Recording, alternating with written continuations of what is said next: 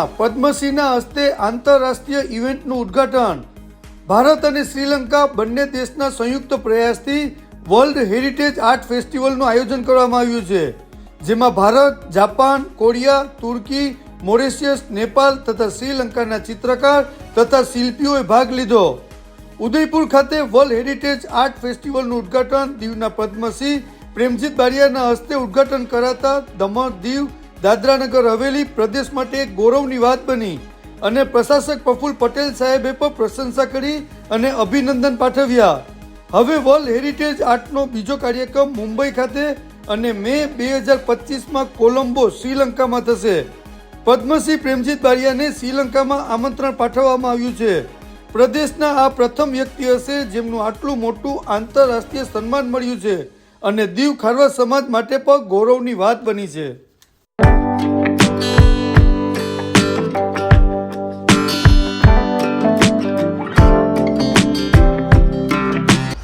નમસ્કાર, હું પદ્મશ્રી પ્રેમજીત બારિયા।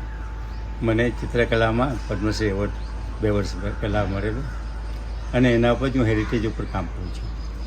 હાલમાં જ એક તાજેતરમાં ભારત અને શ્રીલંકા વચ્ચે એક કોલેબોરેશનમાં ઇન્ટરનેશનલ ઇવેન્ટ, એક ફાઇન ફેસ્ટિવલનું ઉદ્ઘાટન કરવાનું હતું, જેમાં ભારત અને શ્રીલંકા બંનેના કોલેબોરેશનથી આ વર્લ્ડ હેરિટેજ આર્ટ ફેસ્ટિવલનું આયોજન ઉદયપુરમાં કરવામાં આવ્યું। અને ઉદયપુરમાં નસીબની વાત એ છે અને મારા સદભાગ્ય કે એનું ઉદ્ઘાટન અને ચીફ ગેસ્ટ તરીકે મને પસંદ કરવામાં આવેલા અને હું ત્યાં જઈ અને મેં ઉદ્ઘાટન કરી અને આનંદ અનુભવ્યો। એ વખતે મને એવું લાગ્યું સાજી આટલું મારું નાનું દીવ અને ખારવા સમાજનો એક છોકરો આટલી મોટી ઇવેન્ટનું ઉદ્ઘાટન કરે છે, એનાથી મને ખૂબ ખુશી થઈ અને તાત્કાલિક મેં આપણા પ્રશાસક મહોદય શ્રી પ્રફુલ્લ પટેલજીને જાણ કરી અને એમણે ખૂબ જ અભિનંદન આપ્યા મને। તો હવે આ જે ફેસ્ટિવલ ચાલે છે એ 3 તબક્કામાં છે।